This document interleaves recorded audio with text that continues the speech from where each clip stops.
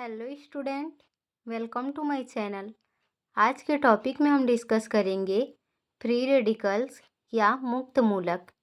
तो इनके सभी स्टेप को पहले तो देखेंगे हम, और इसके डेफिनेशन देखेंगे, और इसके कुछ मॉलिक्यूल देखेंगे, और इसका फॉर्मेशन और रिएक्शन, मतलब कि कैसे इसका फॉर्मेशन होता है, कौन कौन सा रिएक्शन होता है, इसकी स्टेबिलिटी एंड इसका स्ट्रक्चर।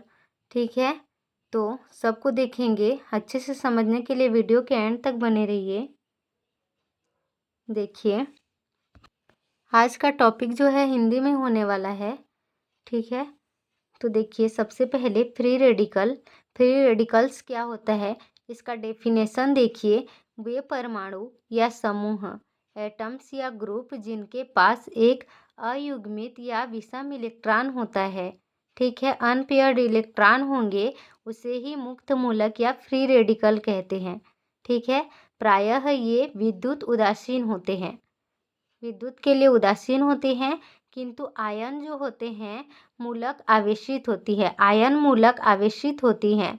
ठीक है, और मुक्त मूलक क्रियाशील तथा अनुचुंबकीय होते हैं। जो फ्री रेडिकल होते हैं वो क्रियाशील होते हैं, एक्टिव होते हैं और अनुचुंबकीय होते हैं। प्रायः प्रकाश या ऊर्जा के प्रभाव से गैसीय अवस्था में उत्पन्न होते हैं। ठीक है, क्या होता है, ये लाइट या एनर्जी के जो प्रभाव होता है उसमें ये गैसीय अवस्था में ही उत्पन्न होते हैं। फिर से देखिए, वे परमाणु या समूह जिनके पास एक अयुग्मित या विषम इलेक्ट्रॉन होता है उन्हीं को ही फ्री रेडिकल या मुक्त मूलक कहते हैं। प्रायः ये विद्युत उदासीन होते हैं, किंतु आयन मूलक आवेशित होती हैं। मुक्त मूलक क्रियाशील या अनुचुंबकीय दोनों होते हैं, और ये लाइट या एनर्जी के प्रभाव से, उनके इफेक्ट से ही गैसियस स्टेट में उत्पन्न होते हैं। ठीक है, देखिए, कुछ मॉलिक्यूल के जो फ्री रेडिकल्स होते हैं उनको देखिए। कुछ अणु के मुक्त मूलक, जैसे कि हाइड्रोजन और हाइड्रोजन हैं, दोनों मिलके 2H बना के जो हाइड्रोजन का मुक्त मूलक बनाते हैं, किसमें, लाइट की प्रेजेंट में, प्रकाश या ऊर्जा के प्रभाव से। ठीक है, अब देखिए, इसी प्रकार से क्लोरीन का ही ऐसे ही बना है, हेलोजन का।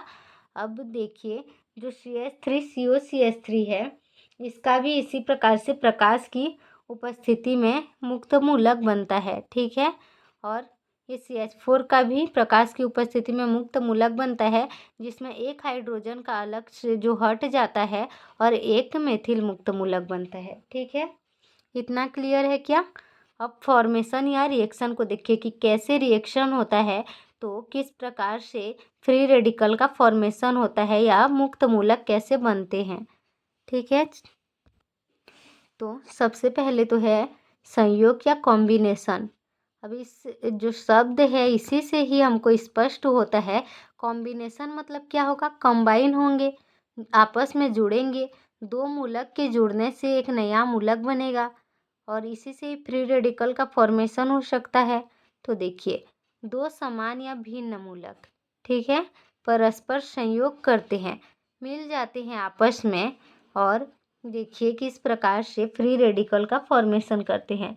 जैसे यहाँ पे दो क्लोरीन है, क्लोरीन और क्लोरीन दो समान मूलक हैं, क्योंकि दोनों ही हेलोजन हैं, क्लोरीन है, तो दोनों मिल जाते हैं और इस प्रकार से एक संयोग करके मुक्त मूलक बनाते हैं। ठीक है, दो समान मतलब कि जो मेथिल और मेथेन और मेथेन इस प्रकार से मिल जाते हैं, CH3 और CH3, और दोनों का कॉम्बिनेशन होता है, जुड़ जाते हैं आपस में और मेथिल मुक्त मूलक बनाते हैं। ठीक है, अब क्या होता है, दो समान या भिन्न, समान भी हो सकते हैं, भिन्न भी हो सकते हैं, सेम या डिफरेंट कुछ भी हो सकते हैं। तो समान में तो ये दोनों आगे। अब भिन्न में देखिए, ये CH3 और ये क्लोरीन, एल्किल का एक समूह का जो होगा तत्व और एक हेलोजन का। ठीक है, ये दोनों मिलके एक मुक्त मूलक बनाते हैं। समझ में आया क्या? अब देखिए, दूसरा है असमानुपातन या डिस्प्रोपर्नेशन। मतलब इसमें क्या होगा, दोनों अलग अलग हो सकते हैं। ठीक है, दो मुक्त मूलक परस्पर इस प्रकार क्रिया करते हैं कि एक मूलक दूसरे को अपना हाइड्रोजन परमाणु को दे देता है, वो डोनेट करता है। ठीक है, और स्थायित्व प्राप्त कर लेते हैं। मतलब कि कोई एक किसी और को दे रहा है तो ना तो अपने देने से उसको कुछ घाटा है, हानि तो नहीं होती, पर जिसको मिल जाता है उससे दोनों का लाभ हो जाता है। ठीक है, दोनों स्थायित्व को प्राप्त कर लेते हैं। ठीक है, इस प्रकार से इस अभिक्रिया में एक मुक्त मूलक के द्वारा अपचयित हो जाता है। देखिए, दो मुक्त मूलक परस्पर इस प्रकार क्रिया करते हैं कि एक मूलक दूसरे को अपना हाइड्रोजन परमाणु दे देता है और स्थायित्व प्राप्त कर लेते हैं। दोनों स्थायित्व प्राप्त कर लेंगे, दोनों की स्टेबिलिटी उतनी ही होगी। इस अभिक्रिया में एक मुक्त मूलक के द्वारा अपचयित होता है। जैसे यहाँ CH3 और CH2 है, तो यहाँ भी CH3 और CH2 दोनों हैं। अब क्या होगा, देखिए, ये जो CH2 होता है अपना एक हाइड्रोजन परमाणु को इस CH2 को डोनेट करता है, दे देता है।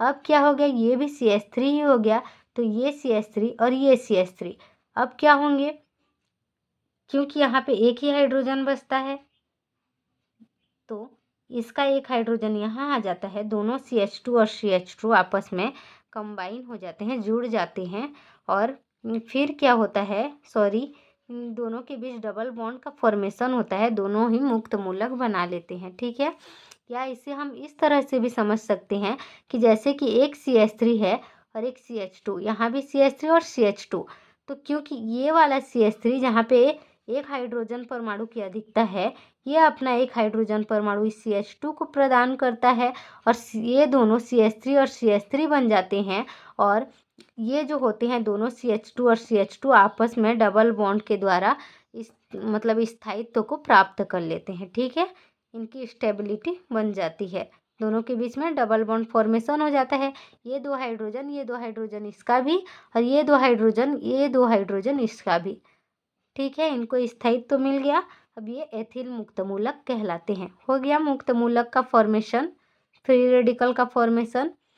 अब थर्ड देखेंगे हम, अपहरण। ठीक है, ये क्या होता है, देखिए, मुक्त मूलक किसी संतृप्त कार्बनिक अणु के साथ क्रिया करते हैं और उसमें से एक हाइड्रोजन परमाणु अर्थात हाइड्रोजन मुक्त मूलक का अपहरण कर लेता है। डिटेल से समझेंगे इसको। देखिए, क्या कहा गया था कि मुक्त मूलक किसी संतृप्त कार्बनिक अणु के साथ क्रिया करता है। मुक्त मूलक जो होता है किसी भी संतृप्त कार्बनिक अणु के साथ क्रिया करेगा।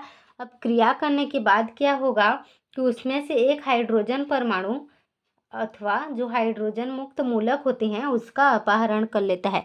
जैसे कि यहाँ पे हाइड्रोजन और ये क्लोरीन, ठीक है, दोनों हैं। अब ये मेथेन है, इनसे क्रिया होगा तो क्या होगा, जो क्लोरीन हैलोजन फैमिली का जो तत्व होता है, जो क्लोरीन होता है, ये हाइड्रोजन को ले जाता है। ये जो उनका कॉम्बिनेशन होता है तो ये हाइड्रोजन को ले करके HCl में कन्वर्ट हो जाता है और ये मेथेन मुक्त मूलक में बदल जाता है। ठीक है, हो गया मुक्त मूलक का फॉर्मेशन।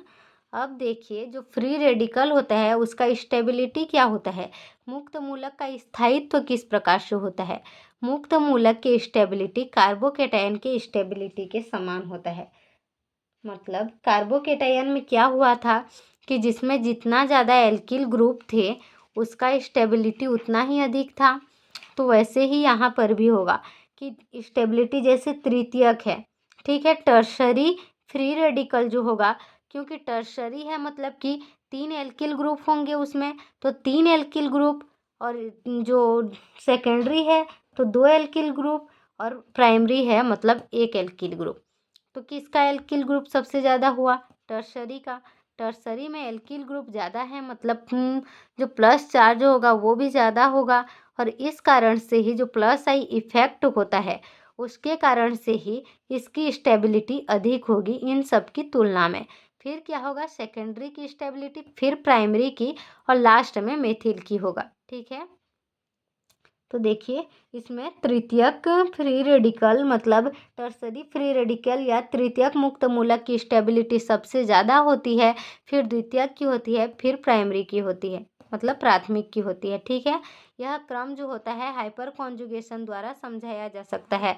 हाइपर कॉन्जुगेशन में जो विषम इलेक्ट्रॉन होते हैं, जो ओड इलेक्ट्रॉन होते हैं, उसको ले जाने वाले कार्बन परमाणु से जुड़े एल्काइल ग्रुप की संख्या जितनी अधिक होती है विषम इलेक्ट्रॉन का विस्थापन उतना ही अधिक होता है और फ्री रेडिकल उतना ही स्टेबल हो जाते हैं। क्लियर है। लास्ट में देखेंगे हम structure of free radical. Free radical का स्ट्रक्चर देखिए।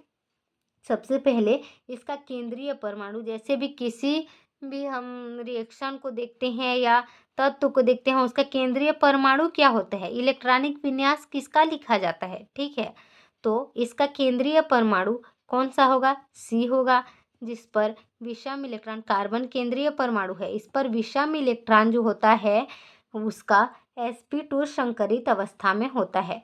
विषम इलेक्ट्रॉन पर sp2 संकरण होगा। ठीक है, अब क्या होगा, sp2 हाइब्रिडाइजेशन स्टेट में होगा तो फ्री रेडिकल समतलीय होता है।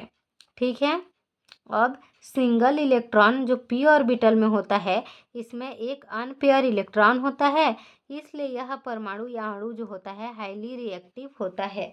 ठीक है, इसमें देखिए 120 अंश का जो कोण बनता है, तो केंद्रीय कार्बन परमाणु से संलग्न असंकरित जो p ऑर्बिटल होते हैं उसमें केवल अनाबंधित मतलब जो बंध से मुक्त होता है ऐसा इलेक्ट्रॉन रहता है। अनपेयर मतलब यहाँ अनपेयर इलेक्ट्रॉन रहता है। ठीक है, तो उसमें क्या होता है कि इस ऑर्बिटल की एक जो पॉली शेष ऑर्बिटल के तल के ऊपर और दूसरी पॉली तल के नीचे विद्यमान रहते हैं। ठीक है, ये और ये। अब इसमें ESR के द्वारा भी किया जा सकता है, इसका संसूचन जो होता है कि ये किस प्रकार का होगा। ठीक है, इस प्रकार से इसकी स्ट्रक्चर होती है, 120 अंश का कोण बनता है और यहाँ पे अनपेयर इलेक्ट्रॉन प्रेजेंट होते हैं।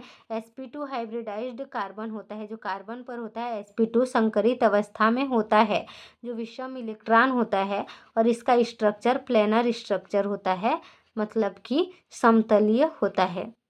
ठीक है, इतना ही था मुक्त मूलक। इसको एग्ज़ाम के लिए भी बहुत इम्पोर्टेंट होता है।